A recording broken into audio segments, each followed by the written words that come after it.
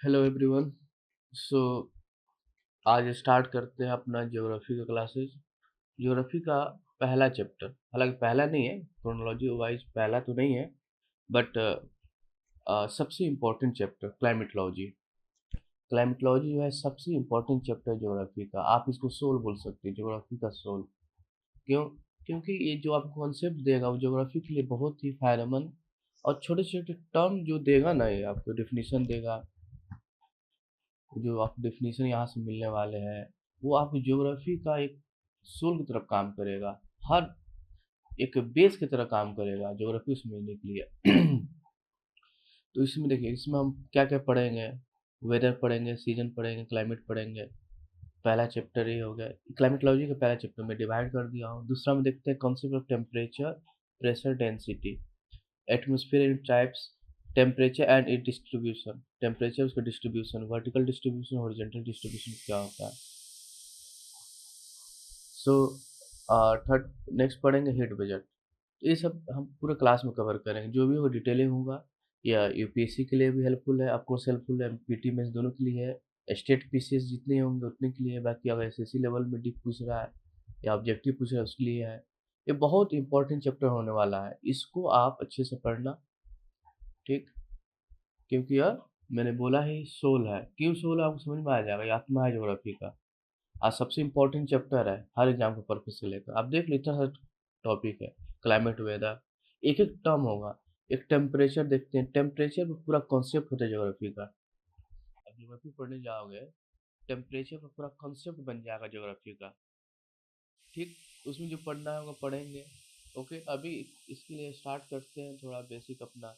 पहले क्या स्टार्ट करते हैं, पहले देखते हैं अपना क्लाइमेटोलॉजी। क्लाइमेटोलॉजी देखते हैं, क्लाइमेटोलॉजी क्या होता है। Climatology generally scientific study of climate.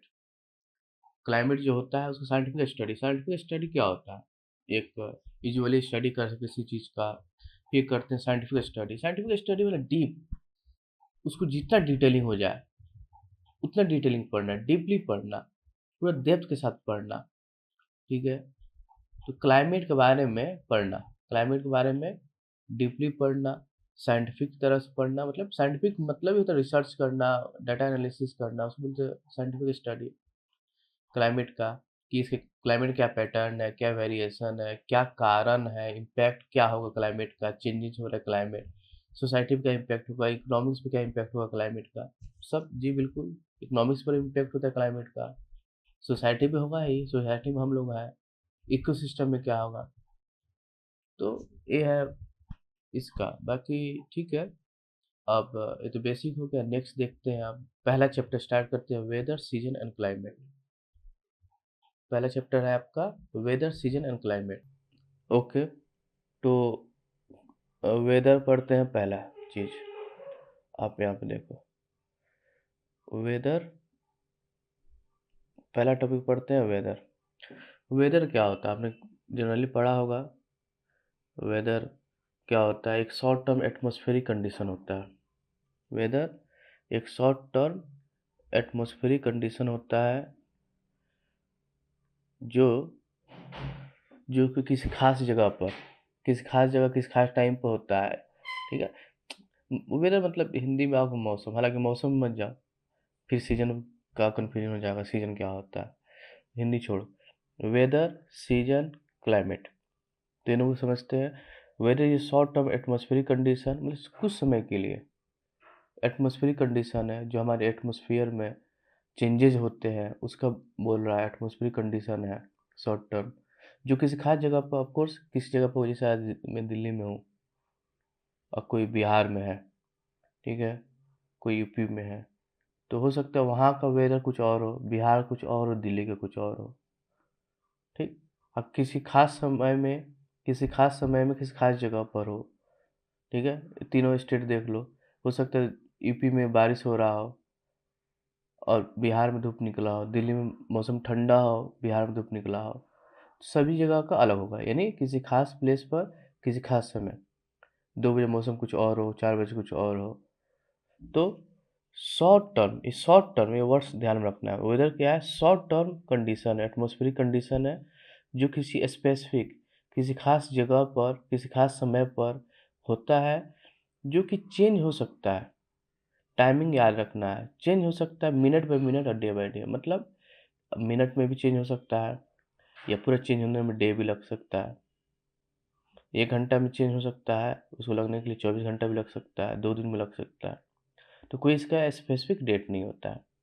तो वेदर का डेफिनेशन नॉर्मली मैं बस समझाने के लिए बोल रहा हूँ, इस एग्जाम में डेफिनेशन वगैरह नहीं पूछता है, बच्चों की कहानी हो गई। तो short term atmospheric condition at specific time and place changing minute by minute और डे बाय डे। ठीक, जो क्षणिक भर के लिए, कम समय के लिए आता है, चेंजेस होता है। देखो बादल कड़क रहा है, धूप निकला है, हरियाली दिख रही है, सब अलग अलग प्लेस को एक जगह दिखाया गया है।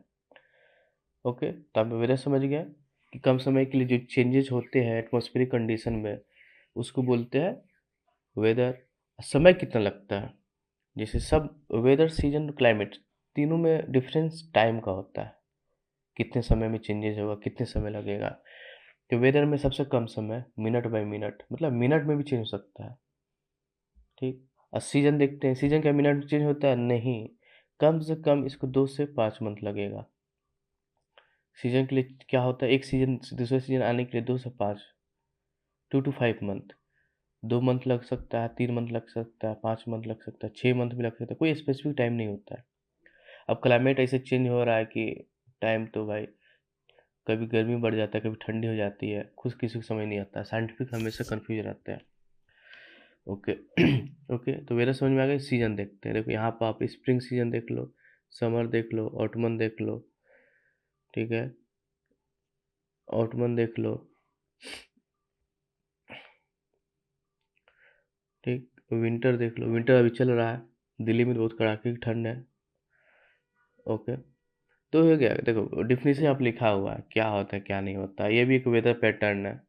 ऑफ कोर्स वेदर है, वेदर यूनिट समझ लो, कभी ठंडा, गर्म, धूप, गर्मी, जो भी हो। तो एक specific, categorise by the specific weather pattern and temperature. मैं बोला हूँ टेम्परेचर कोर है क्लाइमेटोलॉजी का, मैं बताऊंगा, पूरे क्लास टेम्परेचर में जाने वाला है। सो सीजन क्या है, यह किसी खास टाइम पर आता है, स्प्रिंग, समर। ठीक है, साल किसी खास टाइम पे आएगा। ठीक है, जो एक स्पेसिफिक पैटर्न लेके आएगा। बसंत ऋतु आएगा, गर्मी आएंगे, सॉरी स्प्रिंग आएंगे, समर आएंगे, ऑटमन आएंगे। तो एक खास पैटर्न, स्प्रिंग का अलग क्राइटेरिया है, इसमें कुछ अलग मौसम होगा, समर में कुछ अलग होगा, धूप होगा, ऑटमन में अलग होगा, विंटर में अलग होगा, ठंडी होगा। तो अलग अलग पैटर्न होंगे सबका, टेम्परेचर भी अलग हो जाएगा, ठंडी का अलग टेम्परेचर, बसंत का अलग टेम्परेचर। ठीक, और सीजन किससे इन्फ्लुएंस होते हैं? Influence by earth tilts orbit around sun. Sun के चारों तरफ जो अर्थ, सॉरी, हाँ ठीक है, सन के चारों तरफ अर्थ चक्कर लगाते हैं, जिस कारण सीजन इन्फ्लुएंस होता है। और जो झुका हुआ है, आपने याद, आपने पढ़ा होगा कि जो अर्थ है अपने एक्सिस पर झुका रहता है, अपने एक्सिस पर झुका हुआ है अर्थ। तो अर्थ का टिल्ट होना और ऑर्बिट करना, चारों तरफ चक्कर लगाना, वो इन्फ्लुएंस करता है सीजन को। ठीक, तो आप प्रीलिम्स में भी कैसे क्राइटेरिया बन सकता है, what is a condition which factor influence season. पहला option, earth tilt its as its axis, earth orbits around the sun, dash dash. तो क्वेश्चन बन सकता है, एसएससी में भी बन सकता है, स्टेट पीसीएस में भी बन सकता है।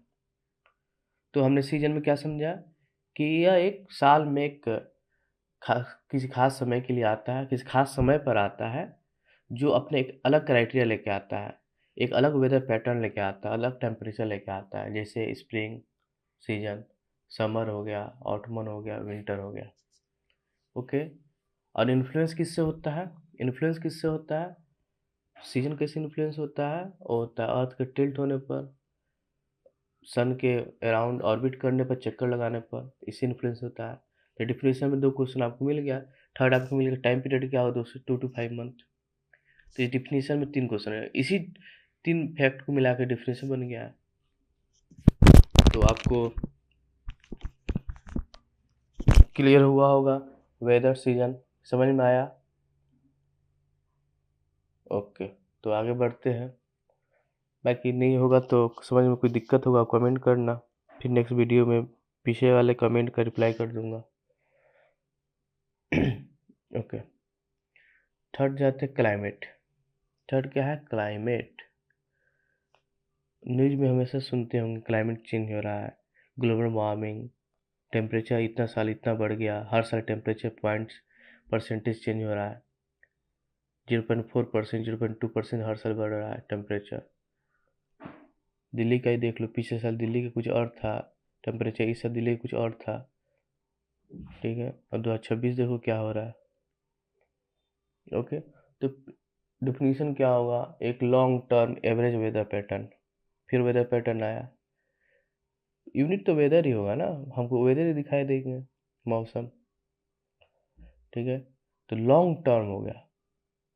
बेसिक डिफरेंस टाइम का आ रहा है, ये शॉर्ट टर्म के लिए, ये बिल्कुल शॉर्ट टर्म के लिए मिनटों में बदल सकता है। ये होता है कि नहीं, सीजन जो है मिनट में तो नहीं बदलेगा, लेकिन कम से मंथ लग जाएगा, 2 मंथ, 1 मंथ, 3 मंथ लग जाएगा। ये हो गया long term.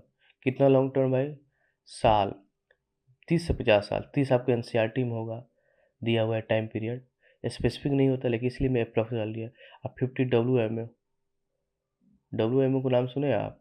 WMO international organisation है जो वेदर मौसम इस सब पर ध्यान देता है, तो उसको WMO शॉर्ट कट है। फुल फॉर्म बताओ आप क्या होता है WMO का?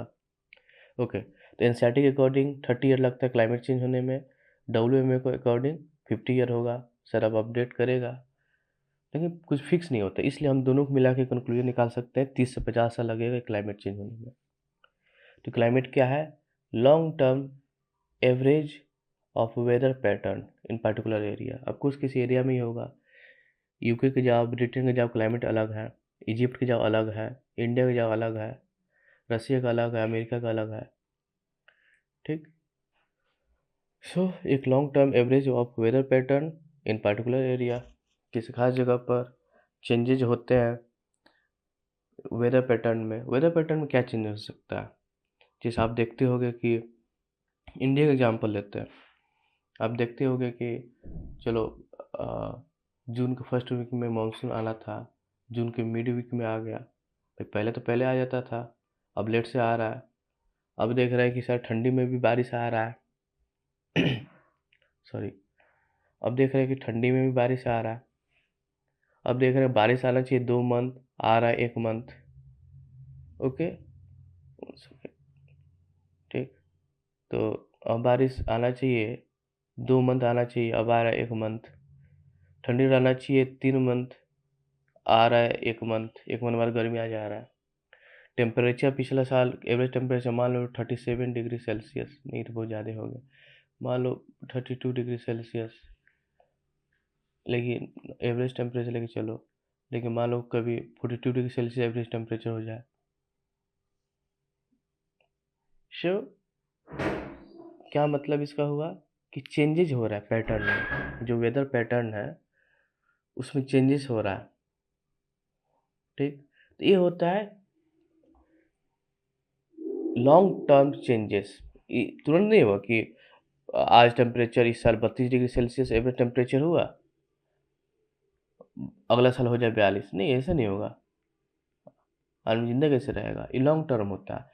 कारण क्या है चेंजेस का? हाँ, ये होता है फ्रीक्वेंसी कितना तेज है। हो सकता है कि 10 साल में ये आ जाए, हो सकता है 50 साल में ये अचीव हो। 10 साल में देख रहे हैं 1 डिग्री बढ़ जाए, हो सकता है नहीं 10 साल नहीं 50 साल में बढ़े। तो ये डिपेंड करता है हम पे, हमारे एक्टिविटी पे, पॉल्यूशन, प्लास्टिक, डीजल, ओके, ठीक है, इलेक्ट्रॉनिक वेस्ट, तो इस पे डिपेंड करता है। ठीक है, इसको डिटेल करेंगे, अभी सबका डिटेलिंग होगा। तो ये है क्लाइमेट। तो क्लाइमेट जो होता है चेंज होता है, ठीक है, लेकिन इसको चेंज होने में आपको जैसे मैं बताया 30 से 50 साल। तो ये वह क्लाइमेट डिफरेंसेस सामने है, आप स्क्रीनशॉट ले लो, पीडीएफ बोलोगे पीडीएफ प्रोवाइड करवा दूंगा, आप स्क्रीनशॉट ले सकते हो, इसको क्लियर कर दो 1 मिनट। ओके, आप चाहो तो इसका स्क्रीनशॉट ले लो, नॉर्मल डिफिनीशन है, आपको गूगल पर मिल जाएगा, इसमें बस समझना है। तो आप समझ लिए, तो तीनों का डिफरेंस मेनली टाइम को लेकर है, तीनों का डिफरेंस मेनली टाइम को लेकर है, ठीक है, कि इसमें शॉर्ट टर्म, इसमें मंथ में आ जाएगा, इसमें ईयर में आ जाएगा, समय को लेकर। ये किससे इन्फ्लुएंस होगा? ये तो तुरंत इन्फ्लुएंस हो जाता है किसी चीज़ से भी, पड़ोसी से इन्फ्लुएंस हो जाएगा, हो सकता है कहीं मान लो वोल्केनो इरप्ट हुआ, वेदर चेंज हो गया, मान लो कहीं मिसाइल टेस्ट हुआ, वेदर चेंज हो गया, ठीक है, पड़ोसी ने कहीं एटम बम फोड़ा, वेदर चेंज हो गया, बहुत चीज़ें हैं। ओके, वेदर मिनट बोलते मिनट में चेंज हो जाता है, किसी चीज़ से चेंज हो सकता है। इन्फ्लुएंस करने के लिए बहुत सारे फैक्टर है, कुछ नेचुरल फैक्टर है, वोल्केनो नेचुरल फैक्टर है, ठीक है, अर्थक्वेक ले लो, नेचुरल फैक्टर हो गया, बम फोड़ना, न्यूक्लियर बम फोड़ दो, man factor, artificial factor, human factor, ठीक है। सीजन हो गया, तो पहला डिफरेंस टाइम का, दूसरा डिफरेंस इन्फ्लुएंस क्या चीज़ से होगा, ठीक है, तो इसके इन्फ्लुएंस को बता दिया हमें, अर्थ टिल्ट। तीसरा डिफरेंस, तीसरा कुछ खास डिफरेंस नहीं है, तीसरा हो गया कि वही बाहरी activity, human activity, natural activity, तो मेनली इसमें दो डिफरेंस आ रहा है। एक टाइम तो है ही, और डिमार्क किया जाए तीनों में, तो टाइम को लेकर डिमार्क किया जाएगा। बाकी सबके बेस में क्या है, वेदर, देखो weather pattern, weather pattern base में है। मेनली डिफरेंस इसमें आ जा रहा है टाइम का, कम समय, ज़्यादा समय, बहुत ज़्यादा समय, ठीक है, मेनली टाइम का डिफरेंस आ जा रहा है। अब इसके ये हो गया कि भाई क्या क्या इन्फ्लुएंस करता है, तो इसको बहुत अच्छे से पढ़ा जाएगा। क्लाइमेट तो पूरा चैप्टर ही है, ठीक है, इन्वायरमेंट में भी क्लाइमेट के बारे में डिटेल में पढ़ा जाता है, ठीक है, ज्योग्राफी है, जितना इसमें संभव होगा उतना पढ़ा जाएगा। ओके, तो नेक्स्ट चलते हैं। नेक्स्ट क्या है, क्लियर हो गया सबको? स्क्रीनशॉट ले लिया, पीडीएफ बोलो प्रोवाइड कर दूंगा। नेक्स्ट देखते हैं क्या है, concept of temperature and pressure density. यह चैप्टर पहले तो इसको समझेंगे, टेम्परेचर प्रेशर डेंसिटी दोनों कैसे रिलेट करता है, एक दूसरे को कैसे इन्फ्लुएंस करता है। बाकी जो चैप्टर है ना, टेम्परेचर प्रेशर, जिसने टेम्परेचर और प्रेशर का कॉन्सेप्ट समझ लिया वो पूरा क्लाइमेटोलॉजी समझ गया। आपको समझना ही पड़ेगा टेम्परेचर कॉन्सेप्ट, कोई ऑप्शन ही नहीं है।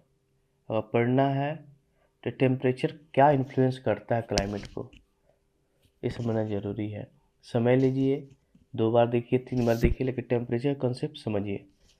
मैं समझाऊंगा अभी, ठीक है, क्योंकि बिना टेम्परेचर का कॉन्सेप्ट समझे आप क्लाइमेटोलॉजी नहीं समझ सकते। आप इसको प्रैक्टिकली यूज कर सकते हैं, जहाँ हो घर पर आप इसको देख सकते हैं, कोई अलग से नहीं होगा। मैं समझा रहा हूँ, तो ये पीछे वाला देखता हो गया climatology, concept of weather and seasons. Third है टेम्परेचर। तो डिफिनीशन क्या मैं बताऊँ उससे, 1 सेकेंड, डिफिनीशन में क्या बताऊँ, डिफिनीशन 1 सेकेंड, डिफिनीशन यहाँ देख लो आप, यहाँ आप देख लो टेम्परेचर क्या क्या डिफिनीशन हो सकता है। टेम्परेचर हो गया कि यह मेजर करता है हॉटनेस और कोल्डनेस को, मतलब टेम्परेचर कोई कितना गर्म है, कोई कितना ठंडा, इससे पता चलता है। जैसे मान लो गर्मी है बहुत ज़्यादा, तो बोलो 37 डिग्री सेल्सियस टेम्परेचर है अभी। यूनिट सेल्सियस, फ़ारेनहाइट, केल्विन ये सब भी होता है, लेकिन सेल्सियस यूज में चलता है, इसके सेल्सियस यूज करेंगे। बोल देंगे -7 डिग्री सेल्सियस टेम्परेचर है, तो ठंडा बता रहे, गर्मी बता रहा है, तो क्या बोल रहे हैं आप डिफिनेशन, आप जूम करके देख सकते हो। टेम्परेचर मेजर है हॉटनेस और कोल्डनेस का, मापदंड है, कोई कितना गर्म है, कैसे बताओगे टेम्परेचर में, यहाँ पर इतना degree Celsius, 5 degree Celsius, -30 degree Celsius, ऐसे बताओगे, ठीक है। तो मेजर है, मापदंड है, हॉटनेस का मतलब गर्मी का, ठंडी का, दो ही तो स्टेट होता है, गर्म या ठंडा, ठीक है। अब कितना गर्म कितना ठंडा वो अलग बात है, ठीक है। बाकी और सब भी कुछ है कि टेम्परेचर के थर्मामीटर द्वारा करते हैं माप करने के लिए, ठीक है। और टेम्परेचर का याद, टेम्परेचर जब आप बोलते हो तो वहाँ पे एक टर्म आता है हीट। हीट क्या है, हीट एक एनर्जी है। हीट क्या है, हीट एक एनर्जी है जो फ्लो होता है दो ऑब्जेक्ट के बीच में। मैं एग्जांपल दे रहा हूँ, एक ऑब्जेक्ट दो हो जाएगा ए बी। तो हीट क्या है? हीट एक एनर्जी है। अब एनर्जी क्या है ये मत पूछना, नहीं तो फिर एनर्जी के डिफरेंस बताऊंगा तो फिर उसका क्या है उसका क्या। आप बेसिक पढ़ के आए हो, मुझे उम्मीद है। नहीं पढ़े हो तो 6-7 क्लास के एनसीईआरटी पढ़ना, समझ में आ जाएगा। अब यूट्यूब पे फ्री में क्लासेज है, ठीक है। हीट क्या है? हीट एक एनर्जी है जो फ्लो होता है, स्थिर नहीं रहता है, फ्लो होते रहता है। कहाँ फ्लो होगा? दो ऑब्जेक्ट के बीच में। कब फ्लो होगा? जब दोनों ऑब्जेक्ट का टेम्परेचर डिफरेंस हो तभी फ्लो होगा। कैसे? मान लो यहाँ पर 30 डिग्री सेल्सियस है, -30 डिग्री सेल्सियस है, यहाँ पर +20 डिग्री सेल्सियस है, डिफरेंस आ गया दोनों में, तो फ्लो होगा। तो हीट फ्लो होगा, यहाँ से वहाँ जाएगा, वहाँ से यहाँ आएगा, ठीक। लेकिन अगर वही मैं बोलूँ कि ये भी 20 डिग्री सेल्सियस है, ये भी 20 डिग्री सेल्सियस है, तो हीट फ्लो होगा? नहीं होगा। क्यों? क्योंकि डिफरेंस था ही नहीं, दोनों सेम है। हीट क्यों फ्लो होगा? नहीं होगा। तो हीट एनर्जी है, यहाँ पे देखो डिफिनेशन छोटा सा लिखा हुआ हो।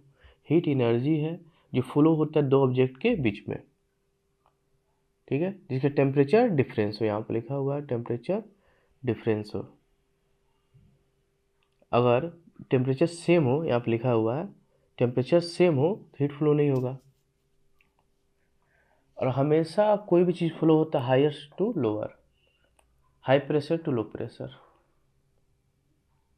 ओके। ठीक है। तो हीट फ्लो होगा जिसका टेम्परेचर हाई होगा, वहाँ से लेकर जिसका टेम्परेचर लो हो उसकी तरफ फ्लो होगा, ठीक है। जैसे मान लो यहाँ पर 20 डिग्री सेल्सियस, जैसे अभी मैं बताया, -30 डिग्री सेल्सियस, हाई टेम्परेचर कौन सा हो गया? 20 डिग्री सेल्सियस प्लस। वहाँ से हीट फ्लो होगा, फ्लो होके वो कहाँ जाएगा? लो टेम्परेचर की तरफ, माइनस की तरफ, ठीक है। तो माइनस की तरफ जाएगा। तो टेम्परेचर का बेसिक डिफिनेशन समझ गया। बाकी मैं इसको नेक्स्ट क्लास में बताऊंगा कि दोनों का रिलेशन बताऊंगा, temperature density, pressure density. Okay, thank you so much.